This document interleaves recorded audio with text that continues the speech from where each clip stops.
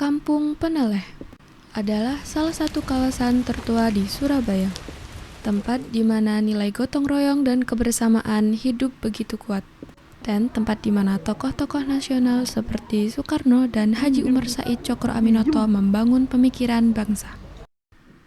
Tapi hari ini, di tengah kota yang makin sibuk, nilai-nilai itu mulai terasa jauh. Karena itu, lewat perjalanan singkat ini, kami ingin melihat seperti apa warisan budaya Peneleh bertahan dan apa saja kearifan lokal yang masih dijaga warganya.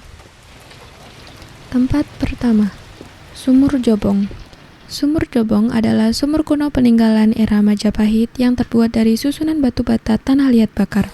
Jobong adalah wujud kreativitas masyarakat Majapahit dalam pengembangan sarana keairan untuk mengatasi masalah kekurangan air.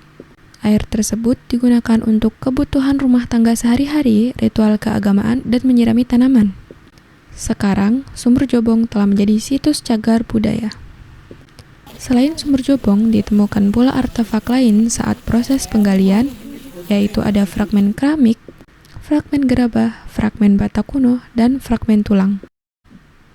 Kami mewawancarai salah satu warga sekitar Sumur Jobong untuk menanyakan apa tradisi khas yang masih ada dari dulu hingga sekarang. Campur aja ketemu jagongan, bahas opo, jogo kampung itu masih terasa sampai sekarang. Ngeronda ya? Iya, ngeronda kak, ngeronda melaku ngeronda ya sudah dikumpul satu tempat itu aja. Dengan begitu kan warga bisa guyup gitu. Iya. Ya tanpa diperintah, tanpa ngumpul sendiri. Ini sudah dari dulu. Begitulah tradisi warga Peneleh yang masih terus dijaga lewat kebiasaan berkumpul dan saling menjaga satu sama lain. Selanjutnya kami menuju Langgar Dukur Kayu. Bangunan ini merupakan musola yang terbuat dari kayu jati dan digunakan sebagai tempat ibadah serta juga tempat pertemuan antara pejuang kemerdekaan. Adanya Langgar Dukur ini menjadi bukti bahwa kegiatan keagamaan Islam telah berlangsung sejak dahulu di Kampung Peneleh. Selanjutnya, rumah lahir Bung Karno. Di rumah Bung Karno ini terdapat koleksi perjalanan keluarga Bung Karno dalam bentuk video mapping. Rumah ini menjadi tempat edukasi yang memberikan wawasan tentang kehidupan Bung Karno sebelum ia menjadi sosok besar dalam sejarah bangsa dan memperkenalkan nilai-nilai perjuangannya. Selanjutnya di Museum Haji Umar Said Tjokro Aminoto. Di museum ini terdapat berbagai macam artefak, buku, dokumen sejarah, dan gambar jejak perjuangan Tjokro Aminoto. Dahulu, rumah ini menjadi tempat Tjokro Aminoto mengajar dan berdiskusi dengan para aktivis tokoh-tokoh nasionalis seperti Soekarno, Alimin, Musso, Suherman Kartowisastro, dan Sumaun yang juga tinggal sebagai anak kos di sana. Nilai atau tradisi apa yang paling khas dari lingkungan sekitar di Pos Tjokro Aminoto?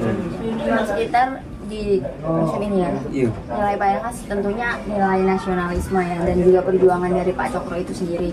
Karena Pak Tjokro ini kan disebut sebagai guru bangsa ya. Dari Pak Tjokro itu melahirkan banyak pejuang-pejuang lain meskipun ideologinya berbeda-beda ya. Endingnya, tapi pada saat itu mereka punya kegigihan yang sama, yaitu untuk memperjuangkan kemerdekaan.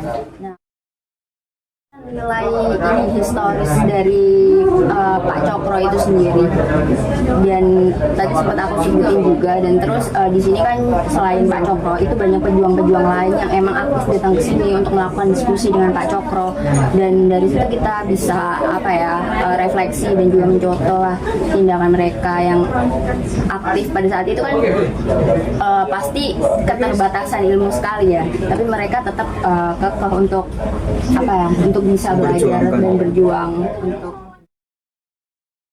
Dari Sumur Jobong, Langgar Dukur Kayu, rumah kelahiran Bung Karno, hingga Museum Haji Umar Said Tjokro Aminoto, Kampung Peneleh menyimpan perjalanan yang penting bagi sejarah Indonesia. Dan lebih dari itu, warga Peneleh masih menjaga warisan nilai-nilai kebersamaan dan bergotong royong. Perjalanan ini membuat kami sadar bahwa sejarah tidak hanya tersimpan di museum, tapi hidup dalam langkah masyarakat yang terus menjaga, merawat, dan meneruskan nilai-nilai sejarah ke generasi selanjutnya. Di sini, Kampung Peneleh, Surabaya, sebuah tempat kecil dengan kisah yang besar.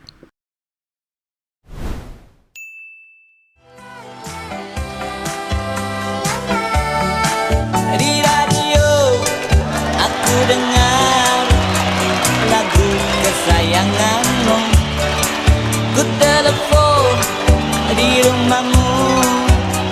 Sedang apa sayangku? Ku harap engkau mendengar dan